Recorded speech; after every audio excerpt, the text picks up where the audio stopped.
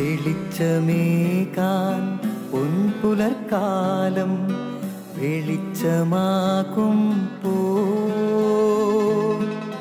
നുറുങ്ങുവെട്ടം പക്ഷിപരാഗം തെളിച്ചു കാട്ടുമ്പോ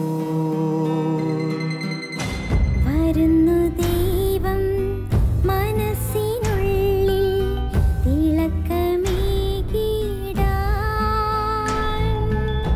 തരുന്നു ധ്യാന പ്രകാശമാർക്കും വിളക്ക് വയ്ക്കുമ്പോൾ നുറുങ്ങുവെട്ടം ഇറങ്ങിടട്ടെ ഹൃദന്തമെല്ലാം യുഗപ്രകാശത്താൽ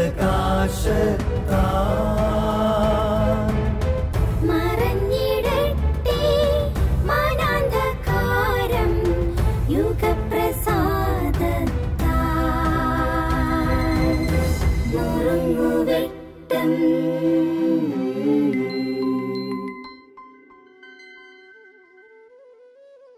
സ്നേഹമുള്ളവരെ, ഈ അടുത്ത ദിവസങ്ങളിൽ ഒന്ന് പ്രാർത്ഥിക്കണമെന്ന് ആവശ്യപ്പെട്ടുകൊണ്ട് ഒരു പെൺകുട്ടി ഫോൺ വിളിച്ചു. അവളുടെ പ്രിയപ്പെട്ട അമ്മ മാരകമായ രോഗം ബാധിച്ച് ക്യാൻസറിനോട് മല്ലിടുകയാണ്. ലുക്കീമിയയാണ്.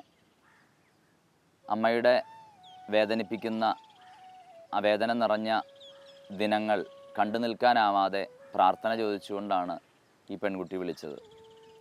അവളെ ആശ്വസിപ്പിക്കാൻ എന്നവണ്ണം അവളുടെ വീട്ടിലുള്ള മറ്റുള്ളവരെക്കുറിച്ച് തിരക്കിയപ്പോൾ ആ പെൺകുട്ടി പറഞ്ഞു, ഒരാങ്ങളയുണ്ടായിരുന്നു, 6 മാസം മുമ്പ് ക്യാൻസർ മൂലം മരണപ്പെട്ടു.